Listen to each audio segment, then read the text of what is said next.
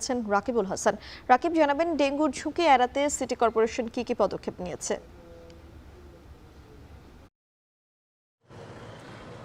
গতকালকে Rajshahi medical college হাসপাতালে একজন শিশু মারা গেছে ডেঙ্গু আক্রান্ত হয়ে, এমনটি আসলে অভিযোগ পাওয়া গেছে। তবে এরপর থেকে আমরা লক্ষ্য করেছি রাজশাহী মেডিকেল কলেজ হাসপাতাল এবং রাজশাহী সিটি কর্পোরেশন দুটি প্রতিষ্ঠানই কিন্তু তারা যেই পদক্ষেপগুলো গ্রহণ করেছে, গতকালকে কিন্তু আমরা দেখেছি জুম্মার নামাজে গণবিজ্ঞপ্তি কিন্তু প্রত্যেকটি মসজিদে প্রচার করা হয়েছে যেন প্রত্যেকেই যার যার জায়গা থেকে সচেতন থাকে এবং এই যে এডিস মশা সেটি আসলে নির্মূলে তারা ভূমিকা রাখতে পারেন। এবং রাজশাহী সিটি কর্পোরেশন এবং রাজশাহী মেডিকেল কলেজ হাসপাতাল দুটি প্রতিষ্ঠানই কিন্তু ইতোমধ্যেই এই বিষয়ে আজকে একটি শোভাযাত্রা অনুষ্ঠিত হবে। এখানে কিছুক্ষণের মধ্যেই আমরা জমায়েত লক্ষ্য করতে পারবো এবং রাজশাহী সিটি কর্পোরেশনের পক্ষ থেকে বলা হচ্ছে যে নগরীর বিভিন্ন এলাকায় ৩০টি ওয়ার্ডে কিন্তু এই বিষয়ে সচেতনতামূলক কার্যক্রম পরিচালনা করা হবে, পোস্টার বিতরণ করা হয়েছে এবং একই সাথে নাগরিকদেরকে আসলে নানাভাবে সচেতন করা হচ্ছে। এবং এই যে স্বাস্থ্যকেন্দ্রগুলো রয়েছে সেই সমস্ত স্বাস্থ্যকেন্দ্রগুলোতেও কিন্তু এই সচেতনভাবে নাগরিকদেরকে বিভিন্ন ধরনের তথ্য দেওয়ার কথা বলা হচ্ছে। এবং রাজশাহী সিটি কর্পোরেশন থেকে বলা হয়েছে যে প্রত্যেকে যার যার বাড়িতে যে সমস্ত জায়গায় পানি জমা থাকে সেই পানি জমা যেন না থাকে সেই বিষয়ে যেন সচেতন হয়।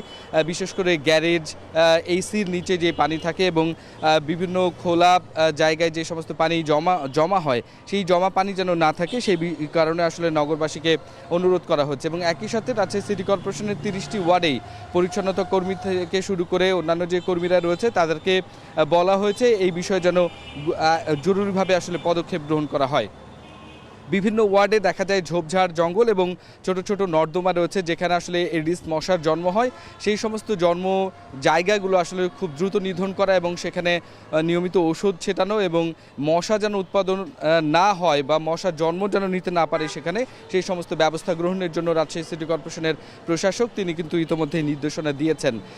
এখান সিটি কর্পোরেশনের জনপ্রশাসন দপ্তর থেকে আমরা যেটুকু জানতে পেরেছি যে আজকে ঠিক কিছুক্ষণ পরে যে শোভাযাত্রাটি বের করা হবে সেটি রাজশাহী নগরীর কাদিরগঞ্জ থেকে শুরু করে নগরীর বিভিন্ন সড়ক প্রদক্ষিণ শেষে কামরুজ্জামান চত্বর অর্থাৎ রেলগেট যেটি সেখানে আসলে এসে শেষ হবে এবং এর মধ্য দিয়ে আশপাশের রাস্তা দুই পাশের মানুষ এবং দোকানপাট এবং অন্যান্য যারা রয়েছেন চলমান পথচারী তাদেরকে সচেতনতার জন্য লিফলেট বিতরণ করা হবে এবং একই সাথে প্রত্যেকটি বাড়িতে বাড়িতে গিয়ে কিন্তু এই লিফলেট পৌঁছে দেওয়া হবে। এবং এইভাবে আসলে সচেতন করা হচ্ছে যেন আগামী যে বর্ষা আসছে সেই বর্ষায় মানুষ সচেতন হতে পারে এবং এই যে ডেঙ্গুর প্রভাব সেটির যেন আসলে কম থাকে এবং এটির চাপ যেন হাসপাতালগুলোতেও কম হয় এবং এটি যেন নির্মূল করতে আসলে খুব সহজেই পারা যায়। তো এইরকম কর্মসূচি বিভিন্ন প্রতিষ্ঠান নিচ্ছে এবং রাজশাহী সিটি কর্পোরেশন এই উপলক্ষে কিছুক্ষণ পরে একটি শোভাযাত্রা বের করবে। তো এই ছিল রাজশাহী থেকে আমার কাছে সবশেষ খবর। রাজশাহী থেকে সরাসরি